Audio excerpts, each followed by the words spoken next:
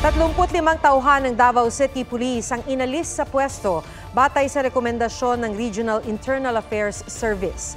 Paliwanag ng Police Regional Office 11, bahagi ito ng investigasyon kaugnay ng buy-bust operation kung saan 7 ang nasawi. Nauna nang na-relieve si Davao City Police Director Richard Badang.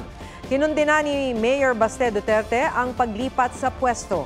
Tinawag din niya itong pang-aabuso ng kapangyarihan ng mga nakatataas. Hindi rin daw makatarungan at wala itong basehan dahil naayon daw sa batas ang buy-bust operation ng pulisya base sa nakalap na ebidensya. Ipinunto rin ng alkalde na alinsunod sa batas, ang city at municipal mayor ang may operational supervision at control sa PNP units sa kanilang nasasakupan. Nananawagan siya na ibalik ang mga opisyal.